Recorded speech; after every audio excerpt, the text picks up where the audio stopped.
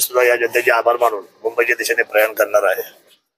आपण मगाशी बोलताना केंद्रीय मंत्रिपदाबद्दल बोललात, नक्की खासगीत काही याबाबत चर्चा झाली आहे का? केंद्रीय कॅबिनेट मंत्रिपदाबद्दल बोललो.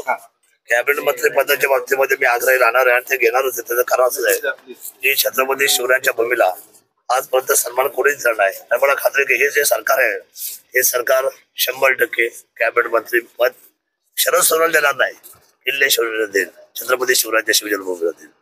दादा, हेलिकॉप्टर पाठवायचं नेमकं कारण काय सांगा? आणि आता हे सगळे आमदार ते एकत्र गोळा करतायत आणि चढावड चालू आहे सत्ता स्थापनेचं. काय होते बघूया आपण. आपलं काम आहे मुंबईला जाऊन बसणे आणि पाहत राहणे. आखो दे का हाल. तुमची कामाची पद्धत आम्हाला माहिती आहे, तुम्ही कामं खेचून आणतात. आता अपक्ष म्हणून कसं असेल सगळं?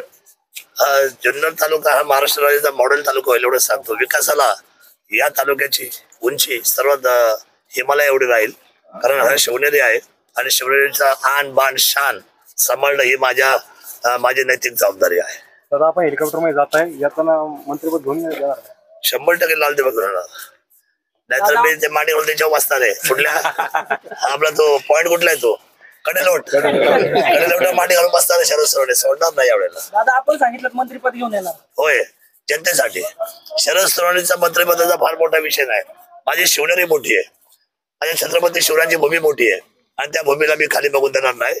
सन्मानपूर्वक पाहिजे आणि 100% आपला जो दावा आहे तो आदरणीय हे जे सरकार येईल त्या सरकारबरोबर या वाटाघाटी होऊन त्या ठिकाणी सन्मान शिवनेरीला दिला जाईल, छत्रपती शिवरायांच्या भूमीला दिला जाईल. मतांनी विजय झाला अजून फायनल आकडा कळणार नाही, पण 7,500 मतांची आता तरी तूर्त